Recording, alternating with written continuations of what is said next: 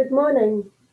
Today I am joined from South Africa by S'Bu Zikode, the founder of Abahlali baseMjondolo, which is the largest mass movement in the world that represents the rights of the impoverished.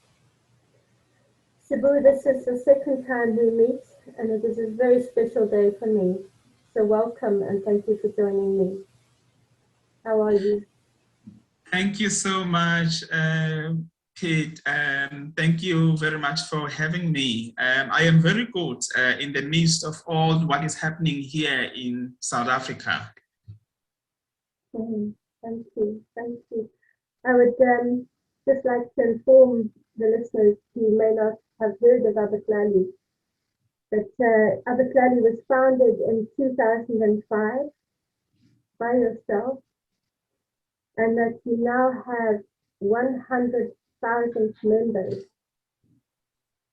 and that these members are not just names, but people pay a membership fee. So these are members in good standing.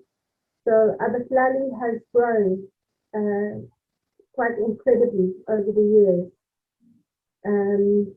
Really, it's an amazing thing, but also it is a very sad thing because the number of people needing the support and the solidarity that Abahlali provides is increasing. South Africa has just come out of another lockdown, another month of lockdown. And could you please tell us how things are going, especially in Durban? Well, currently we are devastated by the recent violent looting of shops and the banning of property, including malls, shopping malls, including warehouses, including factories. Trucks on the national roads were burned down by the mass organized people whom are facing a number of challenges in South Africa, which includes poverty, a high rate of unemployment that was never seen anywhere in the world. I think South Africa, as we all know, it's one of the most unequal societies in the world. So for some times, our movement, that is the shared dwellers movement, Abahlali, has been warning that the anger of the poor can go in many directions and that we are sitting on the ticking time bomb. Yeah. And this is what we have been experiencing from the 12th of July. So billions of rands have been lost. More than 351 lives have been lost just in this last month during this unrest. It began as a food riot, and then it turned out to be the issues of race, especially in Phoenix, one of the predominantly Indian township. So right now we are in the process of trying to rebuild our economy, rebuild the infrastructure that was destroyed during this unrest that has taken place. I want to elaborate more about this particular moment to which we are in as South Africans. Now, this began as the pro-Jacob Zuma protest. Now, Jacob Zuma is the former president of the Republic of South Africa. He was jailed, was found guilty by the Constitutional Court, which is the highest court in our land. He was found guilty for being in contempt of the court. He actually ignored the court orders. He did not want to comply with the Zondo Commission, which looks into a state capture issues. So a lot of these state capture implicated the former president. So when the Zondo Commission, which is this commission that was set to investigate how the abuse of power and the use of non-South Africans to influence, or rather to hold government at ransom, by certain families that are extremely rich through state corruption. Yes, so Jacob Zuma, the former president, refused to comply with the commission, and the commission had to approach the court, including the Constitutional Court, forcing him to appear before the commission. He still refused, and he ignored the highest court of our land. Imagine, we are talking about the former president who actually took oath that he would uphold the Constitution of the Republic of South Africa.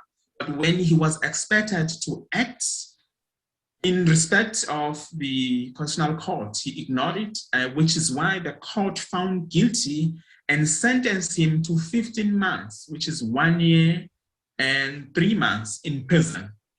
So the former military, known as the MKA veterans, the Umkhonto weSizwe were military veterans who were left out of the combination of the South African National Defence Force. So this is the national military. So these people were left out and not incorporated to the South African National Defence Force.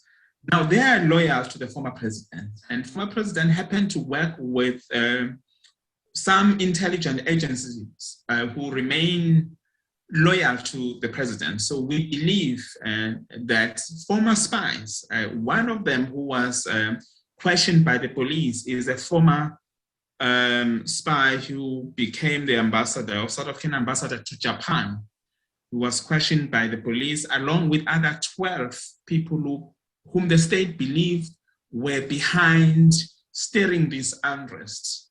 So you can see that the former president has still enjoying some support of the state intelligence, people who are highly trained in military, but also in the intelligence. So these people use one of the faction of the ruling party.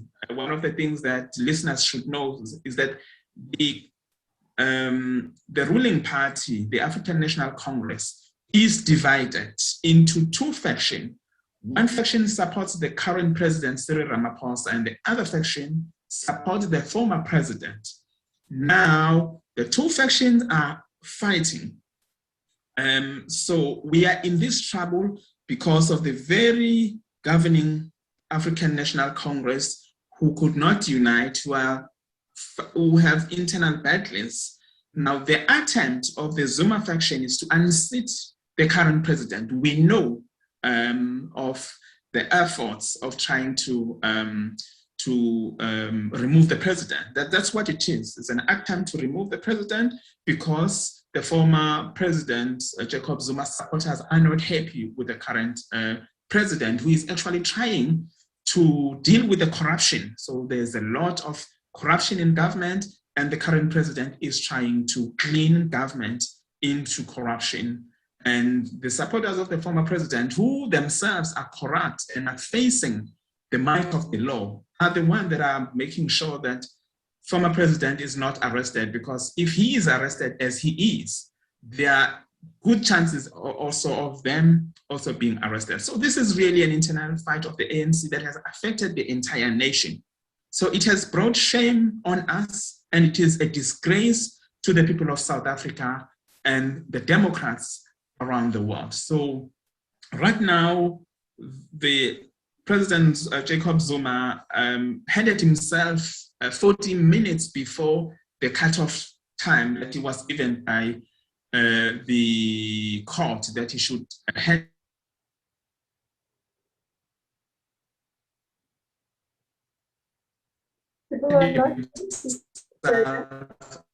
Or the Minister of Police should arrest him. So, yeah, call on my phone. So it should be better now. Yeah. Can you hear me?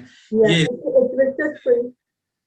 Yes, so I was saying the former president had to wait for the last hour for him to hand over himself to the police.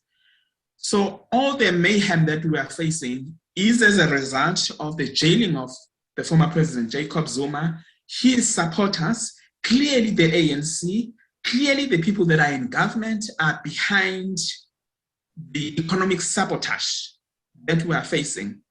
Now, according to the police minister, if the police did not move quickly in defense of the national key point and the strategic economic areas such as your airport, your hub, the situation would have been worse.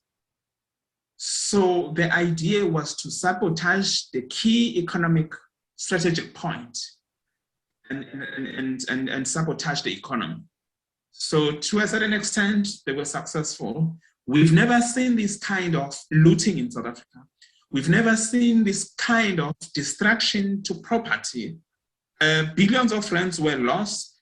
Obviously, the focus was on two provinces, the first one being KwaZulu-Natal, where the former president's home is, and the second province that was directly affected by this mayhem was the Gauteng, which is the economic hub of South Africa. So now, they were opportunists. Majority of the people are hungry. Now, when this ticking bomb exploded, it allowed and enabled poor people who saw an opportunity. This was not planned by poor people. They saw an opportunity when they were instructed by the ANC members who are trusted, who are well known, to loot. And of course, it was clear that no police will act against them. So the majority of the impoverished people went in their numbers to loot. It is a well-known fact that people are hungry and people stole food. They looted food. But what poor people did not do was to go to an extent of burning malls, burning factories, burning infrastructure. That was not the poor people. Who did that thing? Who was behind all that? Well, it's the same people with the agenda of toppling the president. It's the same people within the ruling party whose agenda was actually about making sure that South Africa have no confidence on the current president and therefore call for the removal of the president. So this was a political plot that was planned at a very high political level to unsettle. You know, some people call this, the president himself sees this as an insurrection. Some people in South Africa say this was an attempted, a failed coup.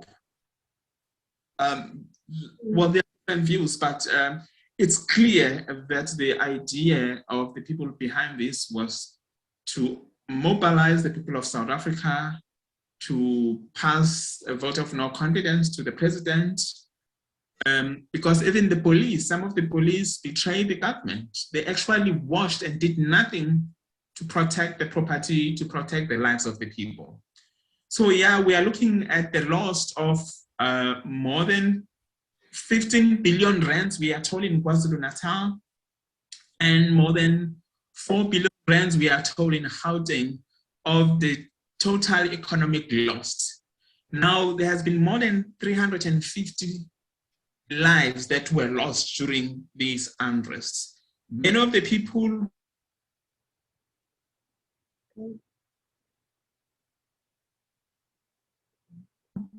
died through stampedes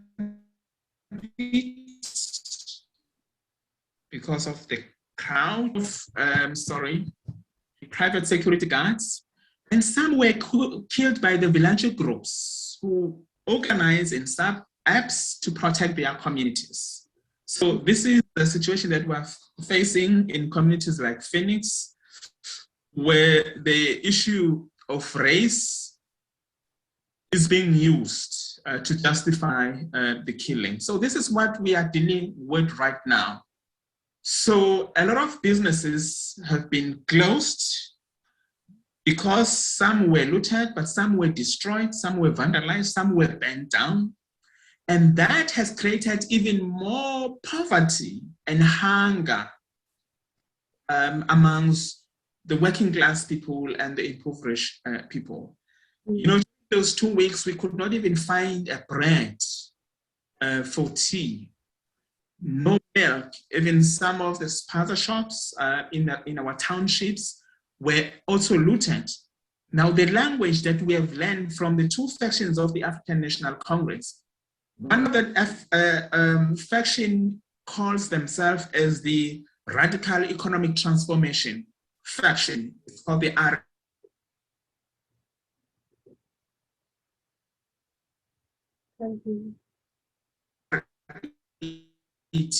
Radical Economic Faction, the ANC that supports the. Just go, we lost you for a minute. Can you just go back to one of the factions, Radical Economic Transformation faction? Just say that again. So here we are dealing with two factions of the African National Congress, that is the ruling party. These two factions are divided into two. One that supports the former president who is in jail is called RET, which stands for Radical Economic Transformation. Now, this group of the Radical Economic Transformation idea was to destroy, dismantle what they call white monopoly capital investments. They were targeting huge economic areas like your Sentin, like the Johannesburg Stock Exchange. Those were their target the main economic centers as a way of sabotaging the economy. Now, what I have not thought, or whether they thought, was that the same act was actually bringing hunger and starvation, not only to its members, but to themselves. I mean, how would you cripple the economy that you need tomorrow? Why would you destroy a mall where your children, your members, families are working, where they get bread? Why would you destroy that, even if you are fighting your political battles? Now, even if you were targeting the so-called white monopoly capital, where does it leave you who survive on the very same corrupt structures, if that's what it is? So I'm saying all this Haman has now brought us shame. People are hungry as we speak because business were looted. Even businesses who were meant to support and help communities are unable to do so. So the country is in that state of confusion, state of violence, not knowing what to do. However, we are in the process again of rebuilding our economy, rebuilding our communities, building peace, solidarity, and unity within the communities that were mostly affected, like those that faced the racial tension during the course of this upheaval.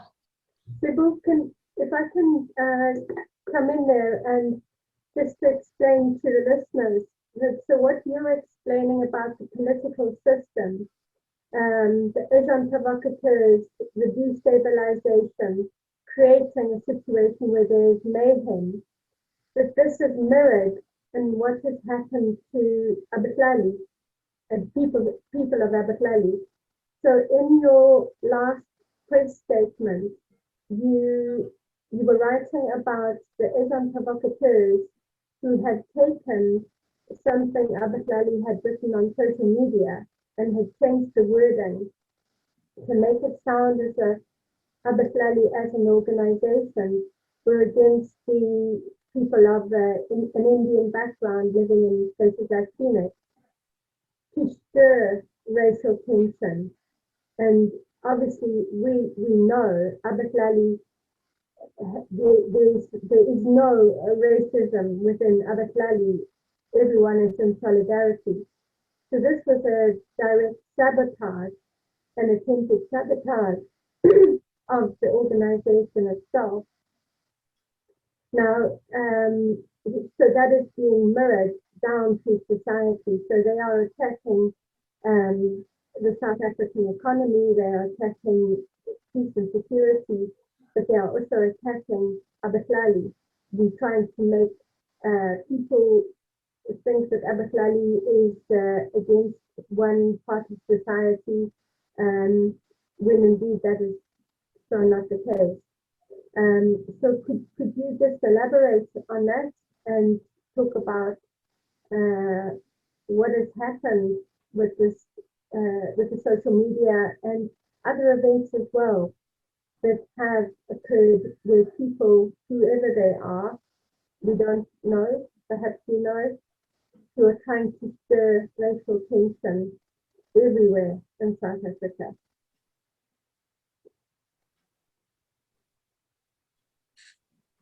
Yes, to come in, there has been a leadership vacuum. We have not heard any voice from the political parties or leadership of the political parties. Trade unions have been quiet. Government officials have disappeared and quiet. There was a time where the police were invisible, never attended any of these scenes where the looting was taking place. Now, civil society organizations, not so many, including Abahlali, took a center stage to provide clear leadership and analysis of the current situation. And by doing that, Abahlali was seen as a traitor, as betraying the so-called revolution.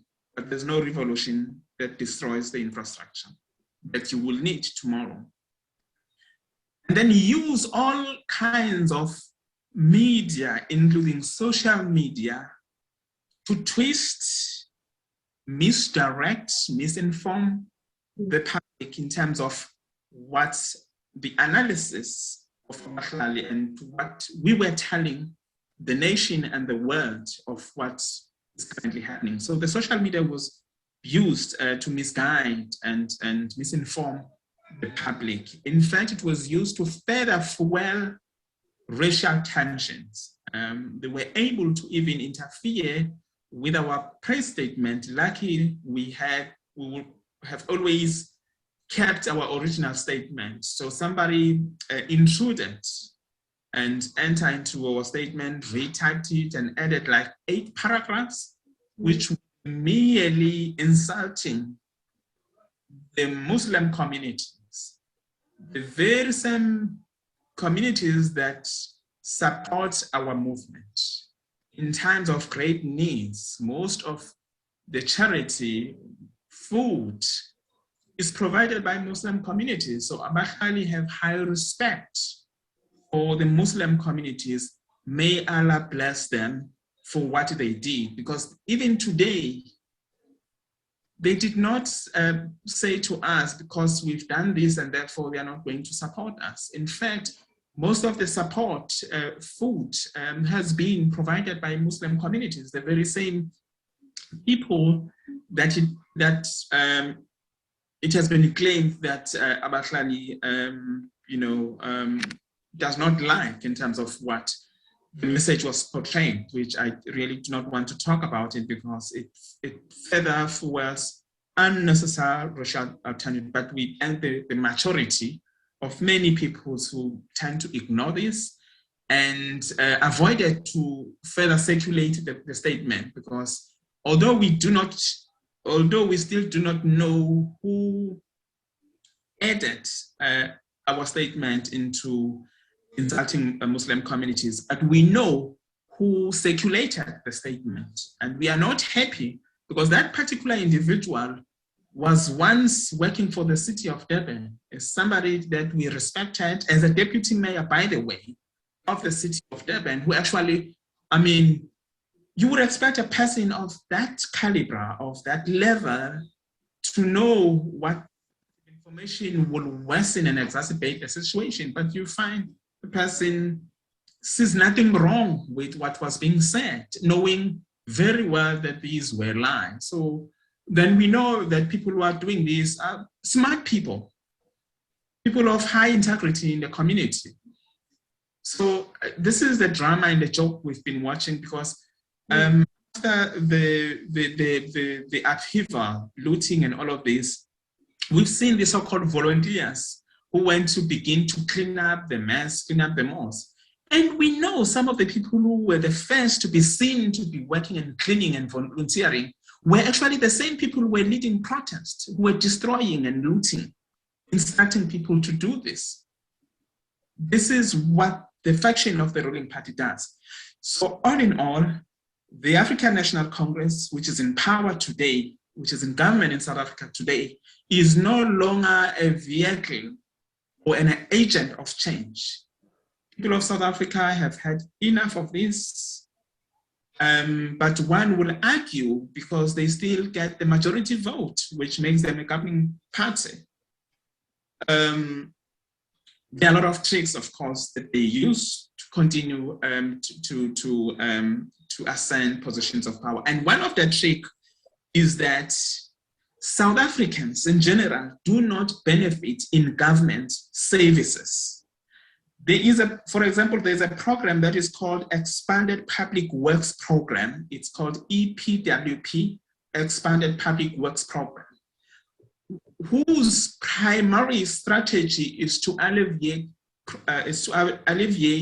poverty by giving small jobs, to the people. And almost everyone who gets employed there must be a card-carrying member of the ANC, must be a loyal member of the ANC. So, in other words, to keep themselves in power, keep the majority in poverty, reward those that support you, so they continue to support you even if you are, no matter how corrupt you are, but because you give them little jobs, which are not sustainable, you bluff them. So these are some of the ways in which they sustain the power. So we think they've crossed the line right now. If ordinary South Africans do not see that we are in this trouble because of the same voting that we do as South Africans, then it would be unfortunate, for South Africans to continue voting not only people who steal, but people who have blood in their hands. Our movement has lost 18 activists in the hands of the ANC governments, in the hands of the police, in the hands of the politicians who hire gunmen that we call Izingari in South Africa. They actually hire gunmen to kill those who are opposed to their policies and those who have a different view. I am aware that I may be seen to be making very sensitive, strong allegations, but these are not allegations. I am talking about ANC councillors who have been found guilty by the Durban High Court, who, as we speak today, are serving life sentence. You will never hear that, no comment from the ANC, not even to denounce such behavior of killing poor people. So we are saying... If we could just make that clear, that these are not allegations, that these assassinations of Abahlali leadership, they're not allegations they're making. This has happened, this has gone through the courts, these people are now in prison, some of them. So it is a terrorism, it is a form of terrorism, state-led, state-sanctioned, against people who live in Mjondolo. In the chat. Yeah. Now, the general public in South Africa has been silent and quiet about this. It is very disturbing that we allow violence. We are ruled with violence. The middle class, the rich people, and everyone is quiet. It's not a matter of justice when poor Black people are killed. But when people react, resist, then it becomes the question of justice. It is just not fair.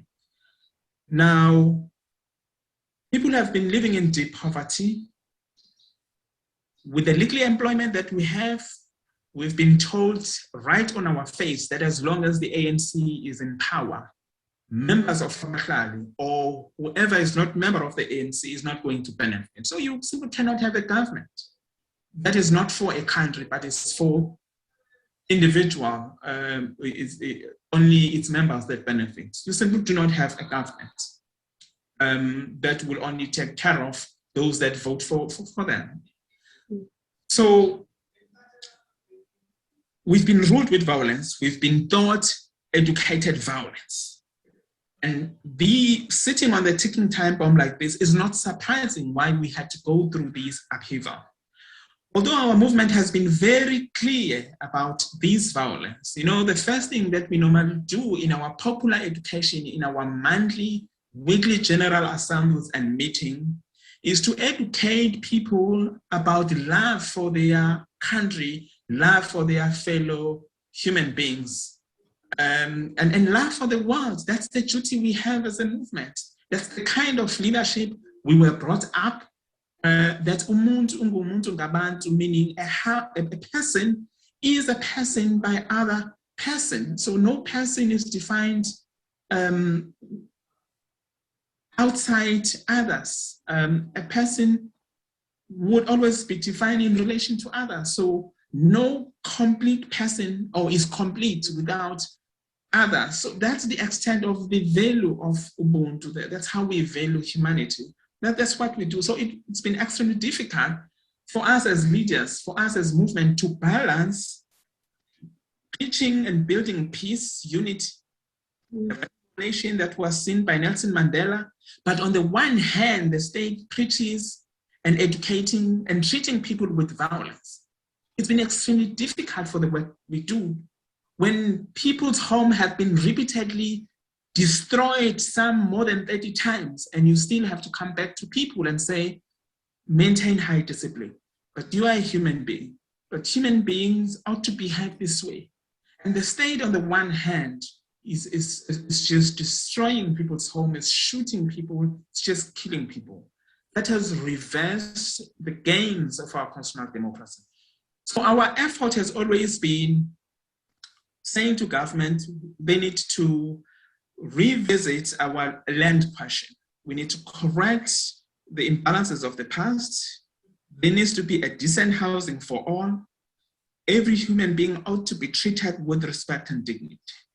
That's all we've been doing. And we have had to protect and stop evictions that have often taken place at the gunpoint and in contempt of the court orders. This is what we've been doing. So we've managed as a movement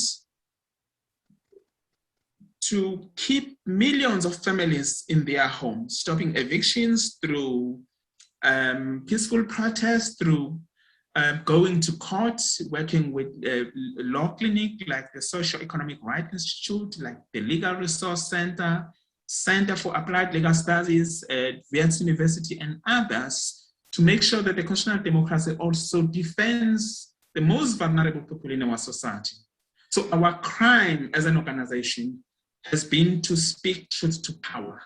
Our crime has been to organize the unorganized, the shared dwellers. Our crime has been to organize outside the state, organize outside the ANC, and say, this is where we are, this is what we want, and this is what we want. So that's how our activism has been criminalized. And in all of this, the public has been silent. And for us, they have been complicit in all the matters, in all the injustices that we face, because they fail to stand up and say, but this is wrong, these are human beings. It is always the situation of them and us. Yes, so now that we have to rebuild our communities, we have to rebuild our economy, what we are calling for is an inclusive economy, an economy where our communities would be able to participate, even if they are not all employed, because that's not going to happen, but at least they must feel ownership of the property and protect the property in future, so that looting of this nature cannot repeat. Let our community be the first line of defense when properties are destroyed or human lives are lost. So we are saying it cannot be business as usual again. We are saying to business people, to the middle class and the rich, it is high time that they realize that there cannot be peace when there is so much of poverty in a rich country like South Africa. We have to share our economy somehow. We have to involve everybody. This is not to suggest that everybody must have shares anywhere, but all we are saying is that we must take responsibility of our country, of our property, and those malls should be our malls. Communities should feel that they own malls because their daughters and sons are working there, because they get food from there. So we have a direct connection with these malls. But as long as business people see us and as us and them, then they will not be protected in future floods of this nature. Yeah. I remember you saying on Abahlali's website the idea of having like a market within the shopping mall, so that people could still sell. People who are selling on the street could actually come into the shopping mall and have an area where they can sell produce, sell goods, and that makes it inclusive of them. So there's no longer the separation of the wealth and the no wealth, but to bring the street vendors so that they have a place in the shopping mall. Then they will be able, as you say, to be a part of it. So I thought that was a very workable idea that you proposed there. Yes, malls should not come into communities to destroy the organic business, or rather the livelihood of people. Malls should not do that. Malls should also allow people to participate in that economic activities without destroying what is already there, but support what is already there. And in some way, let the malls include the street vendors, let the informal traders who have had their livelihoods through street vending and so on to be incorporated without really replacing it, but have a space for them also to trade. And also in townships. So in that way, you are not destroying the local economy. You are actually uplifting it, you are boosting, and you are providing skills and support, for local businesses. So what we are calling for is that there needs to be an aggressive stand of job creation. The government needs to take an aggressive stand with private sector, obviously, to create job opportunities.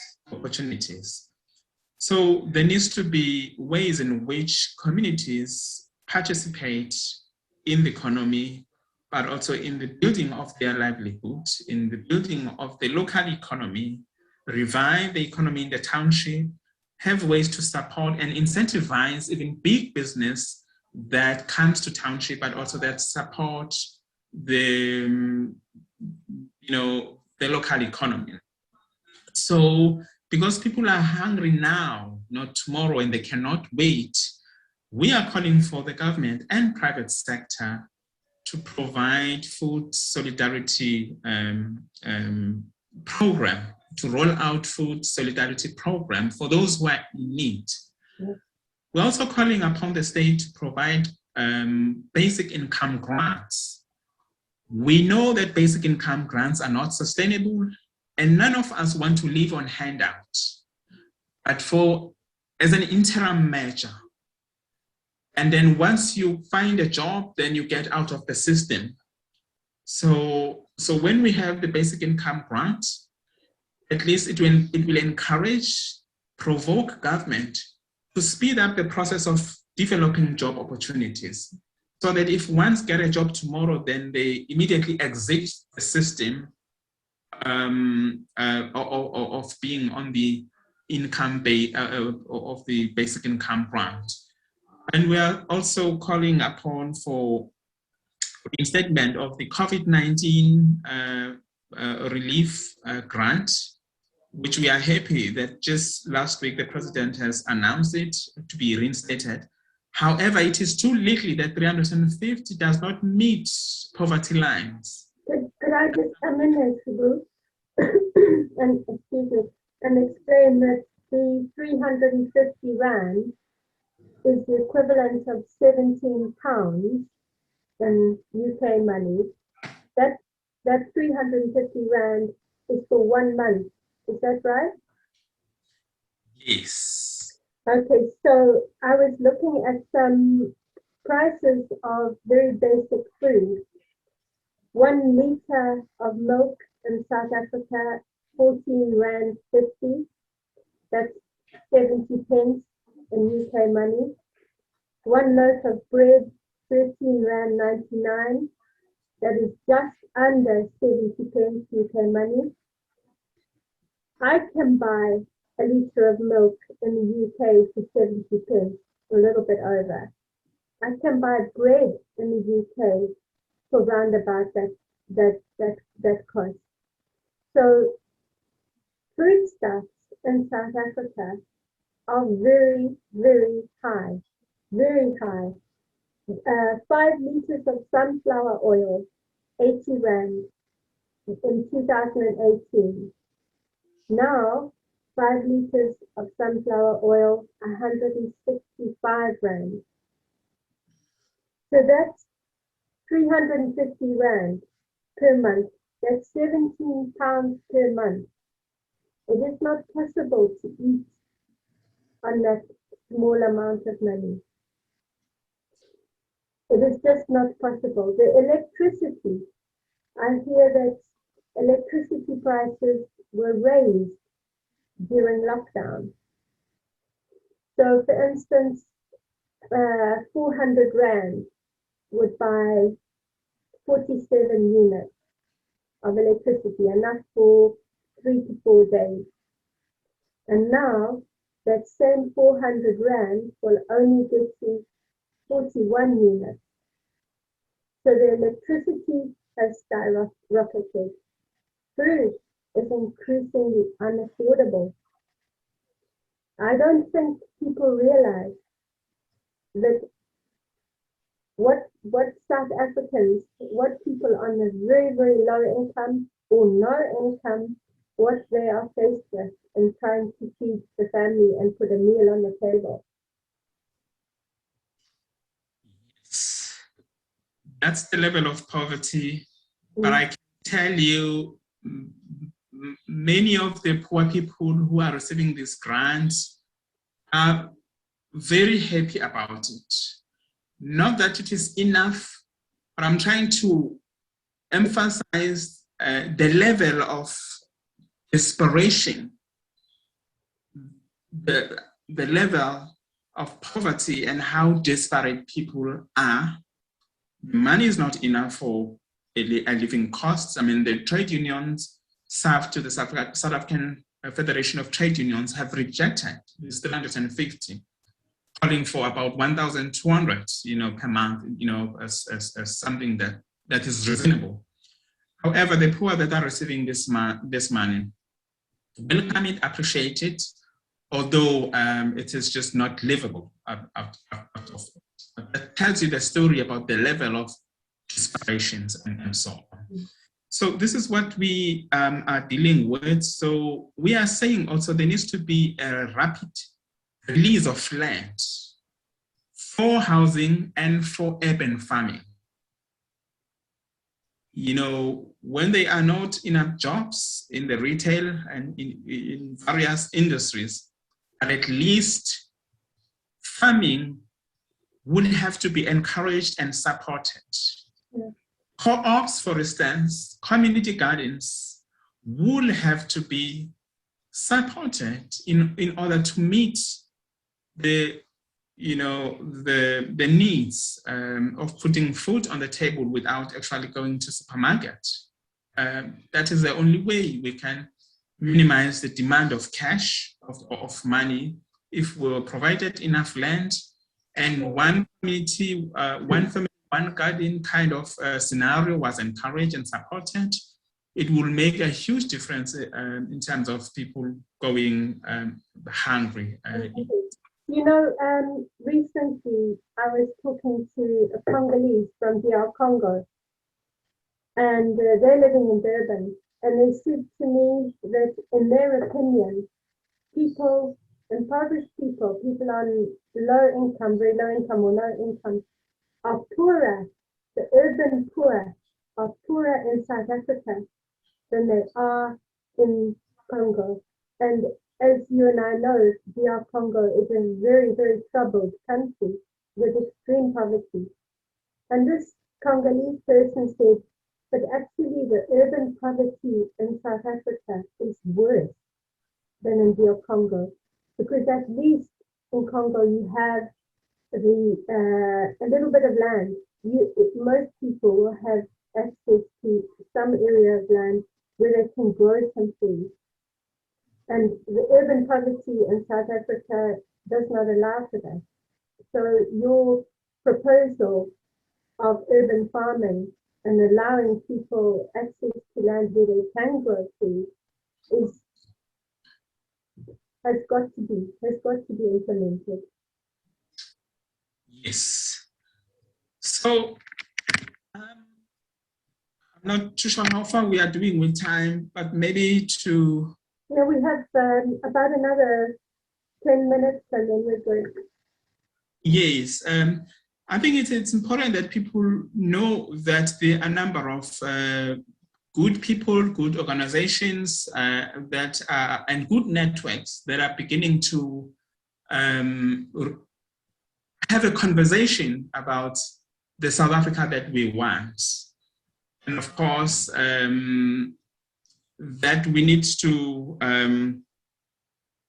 take control of the state and the economy. We've made a mistake to leave the country and the economy in the hands of the corrupt politicians. And we need to build South Africa from below. The many voices that have not been listened to, that have been sidelined. It's high time that we build power from below. And this is what Abahlali have been doing for years, trying to build the power of the impoverished from below so that they can be also seen as profitable members of our society who are really proactive in building the country. We must not just seen as badding, as troublemakers. That's not what we want to be seen. We want to, if we were given an opportunity to use our ideas, the unity that we have of the people on the ground, to say people, they are also important. This is also their country. They have no other country. If they would allow South Africa to be messed up as it is now, so we are all in trouble. So I think it's high time that different organizations and networks, as we see today, are beginning to have a serious conversation about the South Africa that we all want. And we are part of a number of initiatives now that are democratic, that are opening up debates and conversation on what needs to be done moving forward. And we are saying this was a terrible moment, but at the same time, it provides, it presents us with an opportunity to rebuild and reconstruct South Africa, our communities, but the economy also, where those who were left out at least have a say or are able to participate somehow through a number of dialogues and initiatives that can be forged so that people feel part of this country, feel part of the economy, feel part of, the South Africa. This is what has been missing. That's why people just don't care. And there needs to be ways in which the state minimizes violence on people. You can't rule with violence and expect people to, to behave and not to be violent. When you use violence to rule, you are actually building and creating a violent society. That's what we have become. There's so much of gender-based violence. Women and children are killed. Mm-hmm. Not to mention minority groups like your LGBTIQ plus communities, let alone non-South Africans, such as migrant workers in this country. So who is going to protect the minority, the most vulnerable, if the state itself rules with violence and builds violence on communities? This is not what we are as South Africa. This is what we are calling. We are calling for calm. We are calling for unity. for solidarity between and within struggling communities. And with that, we will be able to build a voice from below that will direct and redirect the future of this country, with many voices being allowed to have a say. That's what democracy looks like. Democracy is not the ability to suppress one group over the other because suddenly you are powerful. You have the military on your side. You use the state to destroy the lives of the people that you are meant to be the custodians, the very same lives that you are destroying. So we are hoping that this opportunity, as bad as it is, but it has presented us with an opportunity to rethink our democracy, to rethink poverty, to rethink inequality, and the unemployment that we have seen. It is just unbelievable that at least 75% of young people are unemployed. It cannot be business as usual. Young people have energy. So if we do not strategically direct that energy to construct the country and the economy, then we are doomed to think that energy of the youth will be used for any good. This is what we are seeing. If you go to townships, to black townships, if you go to shanty towns, it's not just suffering that you see, but a disgrace for our democracy that is unable to think strategically about the future of our country, about the future of the young people who have suddenly become hopeless of the future, and therefore engage themselves in drugs, in alcohol, in early pregnancy, in prostitution, and so on. You don't find that. We have an opportunity to open the conversation and start having serious discussion to say, what is it that we've done wrong? Let us revisit our economic policy choices that we have made. The economic policy that favors profit over humanity. It just cannot be business as usual. While we encourage business, but we cannot put profit before human needs. We cannot, that's where we make mistake. Everybody wants money, needs money. Of course, it's a form of currency. But we got to work for it. We got to deserve it. Those who want to have honest living must be allowed, must be supported in doing that.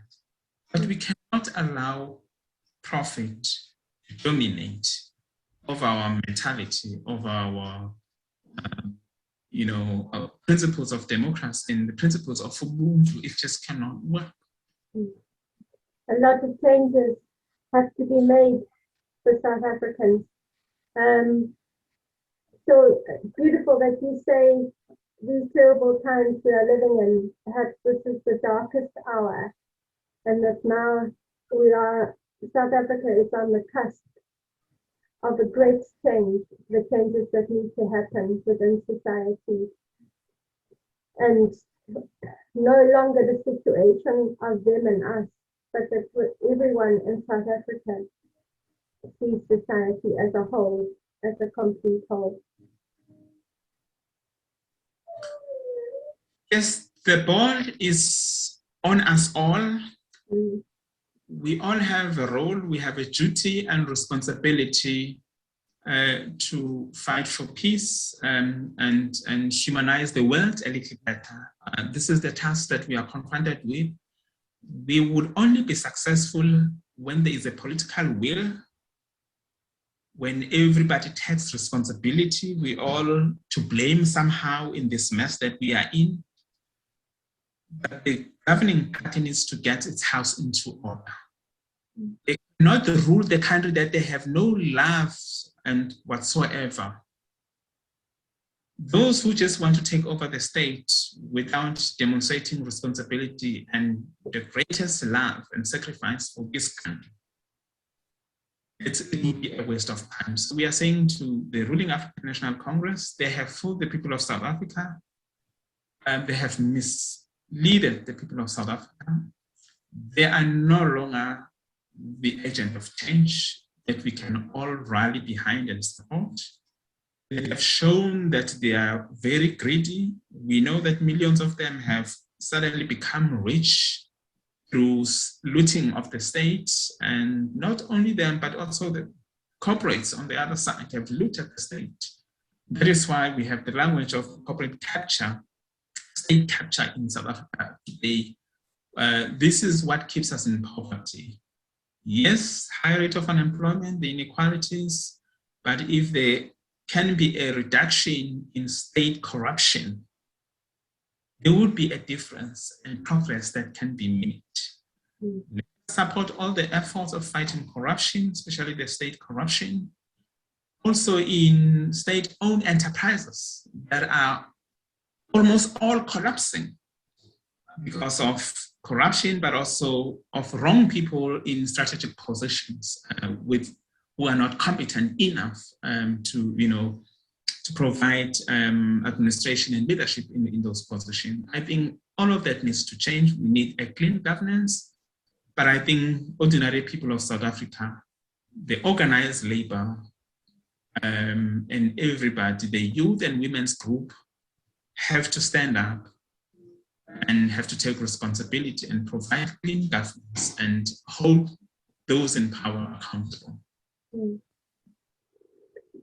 S'Bu Zikode, perhaps that is a good point on which to conclude. And I'd like to really thank you deeply for joining me today and sharing your thoughts and explaining what is happening in South Africa. And I wish you and Abahlali, the people of Abahlali, I wish you all the goodwill in the world. And may you continue your work. Thank you so much, S'Bu. Thanks to you, Pip, and thanks to all your listeners, and thanks to everyone. Thank you. Okay. Bye.